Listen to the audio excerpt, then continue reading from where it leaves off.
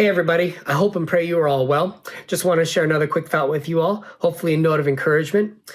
So there's a story told of an old Scotsman, and it was his job to carry people from one island to another in the form of a rowboat.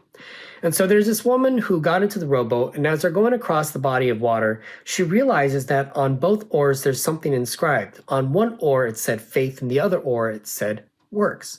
So naturally she's very curious, and she asks, why do you have faith and works etched onto your oars?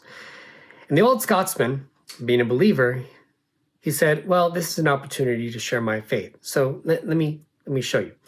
He drops the oar that says works, and he puts both hands on the one that says faith, and he starts to row. And he says, if I have all of the faith in the world, but if I have no action, I'm just going to go in this circle like we're doing right now.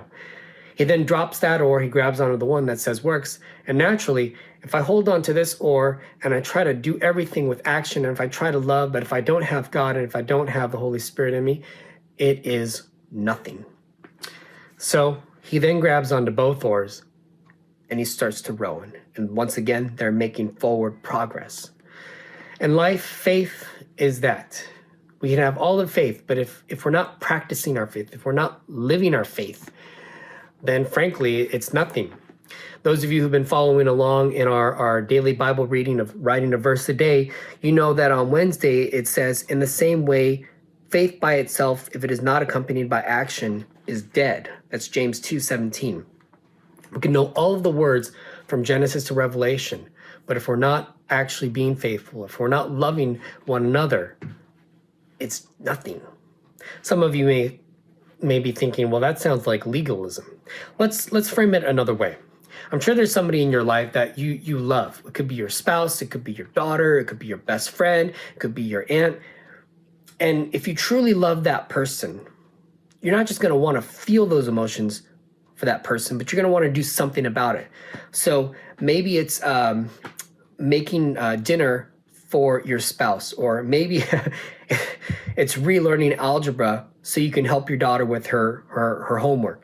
Or maybe it's driving with your friend as he's moving from one state to another. It's not something that we have to do, but because we want to do.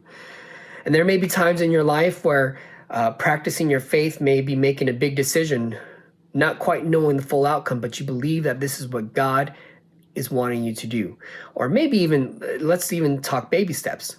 Maybe it's asking God, Lord, I'm asking for an opportunity to be able to share you with somebody today.